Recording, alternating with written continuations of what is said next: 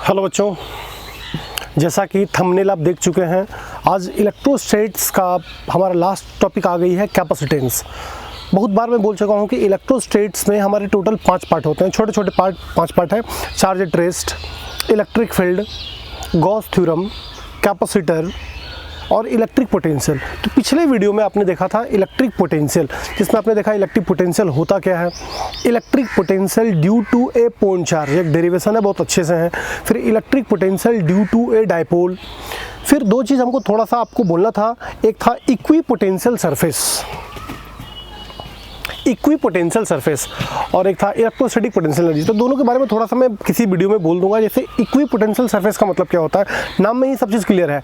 Equi potential surface, equal potential surface, यानी कि a surface at every point of which, एक बार फिर से, a surface at every point of which electric potential due to a charge is constant. A surface at every point of which, अगर किसी surface के हर एक पॉइंट पर electric potential किसी चार्ज के कारण कांस्टेंट है, तो such surface is called equipotential surface. अगर इसको आप देखना चाहें तो जैसे मान लीजिए यहाँ पर कोई चार्ज है और ये मेरा सर्कल, तो पोटेंशियल निकालने के लिए हमको क्या चाहिए, चार्ज और डिस्टेंस।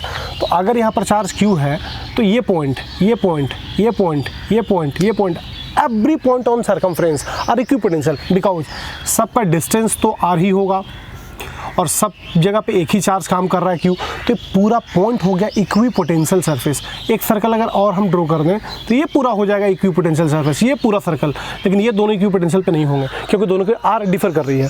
तो इक्वी पोटेंशियल सरफेस का सिंपल सा मतलब है ये surface at every point of which, एक ऐसा सरफेस जिसके हर एक पॉइंट पर, ये surface at every point of which electric potential due to a charge is constant are called equipotential surface. ठीक है, एक और बात था electrostatic potential energy. Electrostatic potential energy, तो इलेक्ट्रोस्टैटिक पोटेंशियल एनर्जी का मतलब है कि आपको निकालना है एनर्जी, और एनर्जी हम लोग निकालते नहीं, हम लोग निकालते हैं वर्क। तो आप जो रिलेशन है आपका V इक्वल टू W/Q, हमको लगता है आप यहाँ से W निकाल लीजिए, W ही आपकी वर्क हो जाएगी, वर्क एनर्जी हो जाएगी। तो W equal to VQ, W equal to VQ, W equal to VQ, और V का एक्सप्रेशन आपके पास ऑलरेडी है। V का है 1/4 पाई एप्सिलॉन नॉट Q/R, और एक Q और था, तो ये हो जाएगी W equal to 1/4 pi epsilon Q1 Q2/R, Q1 Q2/R, और W ही आपकी होती है एनर्जी U इक्वल टू। तो U इक्वल टू रिलेशन आपका आने वाला है, U है आपका इलेक्ट्रोस्टैटिक पोटेंशियल एनर्जी, और U इक्वल टू है 1/4 पाई एप्सिलॉन Q1 Q2/R। तो ये तो आपका इलेक्ट्रिक पोटेंशियल का डिपार्टमेंट था। आज मैं लेकर आया हूँ कैपेसिटर। तो कैपेसिटर वाले डिपार्टमेंट में चलो ठीक है, अच्छा चीज़ है, इसमें 1-2 डेरिवेशन है। लास्ट में मैं थोड़ा वेन डायग्राफ जनरेटर के बारे में डिस्कस करूँगा। सबसे बड़ा बात, कैपेसिटर होता क्या है। कैपेसिटर इज ए डिवाइस, जैसे फैन में, कोई भी फैन में आप एक छोटा सा बैटरी जैसा लगा हुआ देखे होंगे, ऊपर में लगा होता है बैटरी टाइप का, जिसको हम लोग बोलते हैं कंडेंसर। एक्चुअली कंडेंसर नहीं, हमारे भाषा में उसको बोला जाता है कैपेसिटर, और उसका यूनिट होता है हमारा फैराड। मार्केट में हम लोग खोजते हैं 2 फैराड का, 4 फैराड का, 10 फैराड का, 5 माइक्रोफैराड, 20 माइक्रोफैराड, पिकोफैराड, तो उसका यूनिट होता है कैपेसिटेंस का यूनिट है हमारा फैराड। तो electric capacitor is a device, electric capacitor is a device या capacitor is a device which are used to store electric charge, जिसका यूज हम लोग इलेक्ट्रिक चार्ज को स्टोर करने के लिए करते हैं। लेकिन इसी के बारे में हम लोग इस यूनिट में देखने वाले हैं। तो कैपेसिटर का हमारा पहला पार्ट स्टार्ट होता है कंडक्टर, सेमीकंडक्टर और इंसुलेटर के साथ। ये तो हर एक बार हम लोग बात कर रहे हैं। अभी आप सॉलिड स्टेट के last topic electric property of solid में भी देखे होंगे, मैंने इलेक्ट्रिक से क्या नाम है कंडक्टर, सेमीकंडक्टर, इंसुलेटर का डिस्कस किया। इसका डिस्कशन आपको यहाँ भी थोड़ा सा करना है। इसका डिस्कशन आपको फिजिक्स के लास्ट चैप्टर सेमीकंडक्टर डिवाइसेस में भी करना है। तो there are so many chapters in which already we discussed conductor, semiconductor, insulator. तो आज का जो टॉपिक है, हमारा पहला टॉपिक है कंडक्टर, इंसुलेटर और सेमीकंडक्टर। इसको मैं यहाँ से हटा देता हूँ, आप टॉपिक स्टार्ट करना तो इसके साथ लिख लेना ऐसे। Conductor is a device which can conduct electricity very easily। Conductor एक ऐसा डिवाइस होता है जो इलेक्ट्रिसिटी काफ़ी इजीली कंडक्ट करता है। Are called conductor. Gold, silver, nickel, zinc, chromium, बहुत सारे हैं। Insulators, insulator are the substance which do not conduct electricity, जो इलेक्ट्रिसिटी कंडक्ट नहीं कर सकता है, are called insulators. For example plastic, wood, paper, etc. Semiconductor are the device through which electricity can flow partially, silicon, germanium, these are the example. तो conductor, semiconductor, insulator को आप थोड़ा सा ऊपर में लिख लेना। आप इलेक्ट्रॉनिक थ्योरी के आधार पर डिस्कशन करो या तो बैंड थ्योरी पे भी कर सकते हो। Lower band is called valence band, upper band is called conduction band. Valence band is filled with electron, conduction band is empty. अगर आप सॉलिड स्टेट का इलेक्ट्रिक प्रॉपर्टी का वीडियो देखें तो वहाँ पर मैंने डिस्कस किया है, every substance contain two type of band, every substance contain two type of band. Lower band is called valence band, upper band is called conduction band. Valence band is filled with electron, conduction band is empty. Or if electron jump from valence band to conduction band, then substance conduct electricity. But in the case of metal, there are no forbidden energy gap present between both band. In the case of insulator, there are very large gap present between valence band and conduction band. So at any cost, no electron can jump from valence band to conduction band, and this substance do not conduct electricity. तो conductor, semiconductor, insulator के बाद हम लोग आते हैं behaviour of conductor in electric field. अब मैं थोड़ा स्लो होता हूँ क्योंकि अभी इस टॉपिक को मैं स्टार्ट करने वाला हूँ। अब तक तो मैं प्रीवियस पार्ट का डिस्कशन कर रहा था। अगर किसी कंडक्टर को मैं इलेक्ट्रिक फील्ड में डाल दूँ तो वो क्या बर्ताव करेगा। चलिए यहाँ देखिए, एक मैंने यूनिफॉर्म इलेक्ट्रिक फील्ड लिया। ये पैरेलल लाइन सारी देख रहे हैं, यूनिफॉर्म इलेक्ट्रिक फील्ड, जिधर से आती है उधर से प्लस, जिस ओर जा रही उधर माइनस। ये एक यूनिफॉर्म इलेक्ट्रिक फील्ड हो गई। अब इससे मैंने कोई कंडक्टर डाल दिया, ये मैंने कोई कंडक्टर डाला, किसी भी शेप पर डाल दीजिए।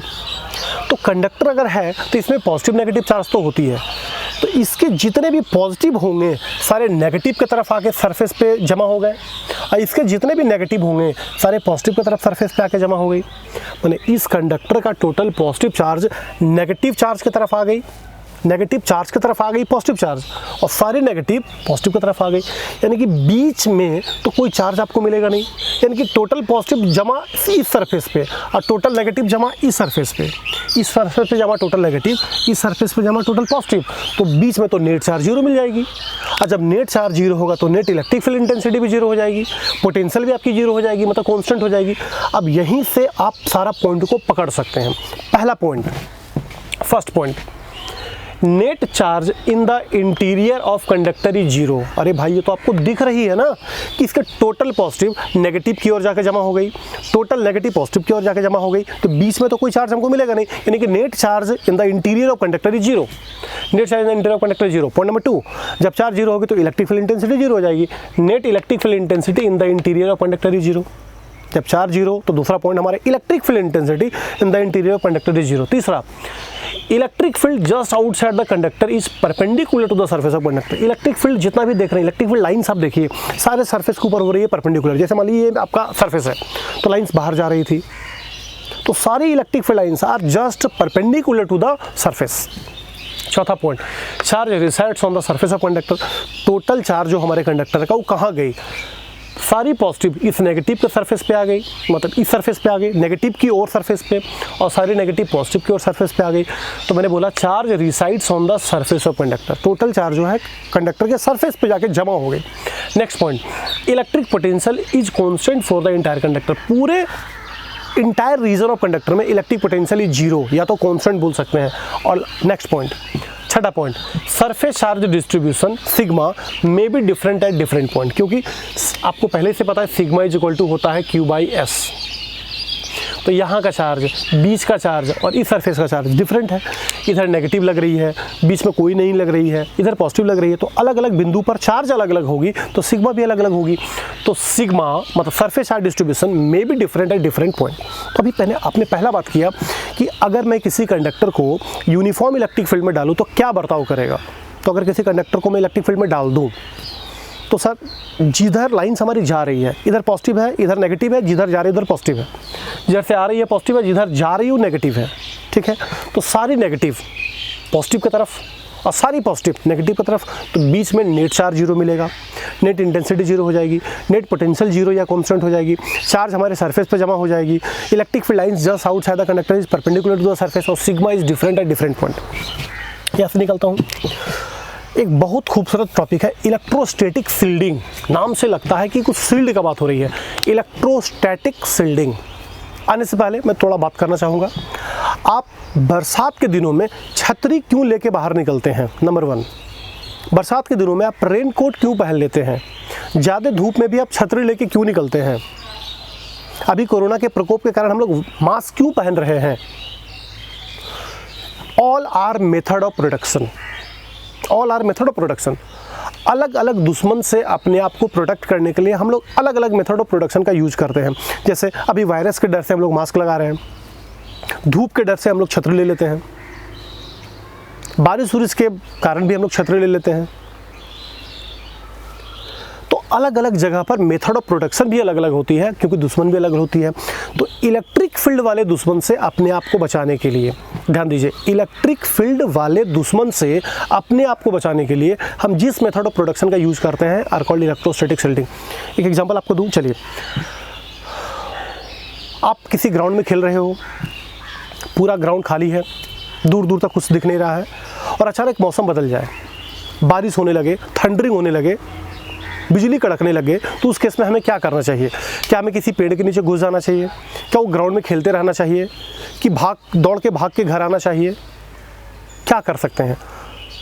तो इसका जवाब यही है कि अगर बारिश हो रही है, थंडरिंग हो रही है, बिजली गिरने की संभावना है, तो उस केस में अगर आप पेड़ के नीचे जाओगे अनसेफ, ग्राउंड में खड़ा रहोगे अनसेफ, घर की तरफ भागोगे तो भी अनसेफ, खेलते रहोगे तो भी अनसेफ। सबसे सेफ जगह है कि अगर उस रीजन में कहीं पे आपको कोई कार या बस मिल जाए तो आप उसके अंदर अपने आप को डुबा लीजिए, घुसा लीजिए। You are at the maximum safe place. सबसे ज़्यादा सेफ प्लेस वही है।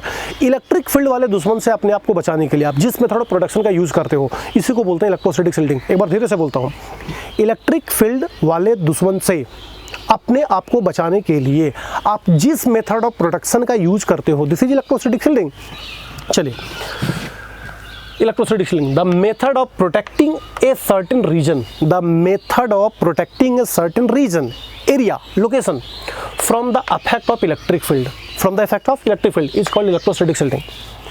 It is safer to sit in a bus or car during lightning or thundering rather than to stand under a tree or on open ground। किसी open ground में खड़े रहने के बजाय या किसी पेड़ के नीचे जाने के बजाय यह ज़्यादा सेफ है कि आप अपने आप को किसी कार या बस के अंदर घुसा लें ड्यूरिंग लाइटनिंग और थंडरिंग। रीजन क्या होती है? जैसे बिजली अगर गिर रही है तो जिधर से आ रहे उधर पॉजिटिव, जिधर जा रहे उधर नेगेटिव, तो ये तो पूरा इलेक्ट्रिक फील्ड का रीजन है। अब यहाँ पर अगर मैं कोई कंडक्टर ले लूँ और दिस इज होलो स्पेस, तो बीच का जो स्पेस हमारा होगा वहाँ पर आपको पता है कि नेट चार्ज जीरो होता है, और नेट चार्ज जीरो होगा तो इलेक्ट्रिक फील्ड इंटेंसिटी भी जीरो होगी। यानी कि इलेक्ट्रिक फील्ड के रीजन में अगर मैं कोई होलो कंडक्टर डाल दूँ तो होलो कंडक्टर का बीच का जो वैकेंट स्पेस है वहाँ पर चार्ज जीरो तो इंटेंसिटी जीरो, यानी कि ये चार्ज जीरो है, इंटेंसिटी जीरो है, क्योंकि होलो स्पेस है, ये कंडक्टर है। तो यह सबसे सेफ जगह है इलेक्ट्रिक फील्ड वाले दुश्मन से। तो इलेक्ट्रिक फील्ड वाले दुश्मन से आप अपने आप को बचाने के लिए जिस मेथड ऑफ प्रोटेक्शन का यूज करते हो, this is electrostatic shielding. Shielding का मतलब शेड होता है, प्रोटेक्शन होता है। शेड गायों को रखने के लिए एक शेड आप लगाते हैं, तो शेड से ही वर्ड बना शील्डिंग का, और यहाँ पर है इलेक्ट्रोस्टैटिक शील्डिंग। नेक्स्ट टॉपिक मेरा पोलर मॉलिक्यूल्स क्या होता है। तो पोलर और नॉन पोलर, ये सुनते के साथ लगता है सर केमिस्ट्री का कोई टॉपिक हो रही है। हाँ ठीक है, केमिस्ट्री में हम लोग यूज़ करते हैं पोलर और नॉन पोलर, बट यहाँ भी पोलर कुछ वही है। एग्जांपल आपको ही मिल रहा है, जैसे एग्जांपल मैंने डाला HCl पोलर है, H2O पोलर है, अमोनिया पोलर है, CO2 पोलर है। तो पोलर मॉलिक्यूल्स हम लोग कहते हैं किसको हैं? तो केमिस्ट्री में तो आप सीधे सीधे बोल देते हैं the compound which contain two different charge, positive charge negative charge are called polar. एक ऐसा कंपाउंड जो पोलराइज कर जाए, पॉजिटिव नेगेटिव, जैसे HCl हो गई, HF हो गई, HI हो गई, पोलर है। लेकिन फिजिक्स में थोड़ा सा लैंग्वेज आपको चेंज करना होगा। पोलर मॉलिक्यूल्स एक ऐसा मॉलिक्यूल्स जिसमें centre of positive charge does not coincide with the centre of negative charge when no electric field is applied. मैंने मुझको ऐसा बोलना है कि अगर मैं इलेक्ट्रिक फील्ड अप्लाई ना करूं तो पॉजिटिव का सेंटर और नेगेटिव का सेंटर दोनों अगर कोइंसाइड नहीं कर रहे हैं तो this type of molecules are called polar molecules. A molecules in which centre of positive charge does not coincide with centre of negative charge when no electric field is applied.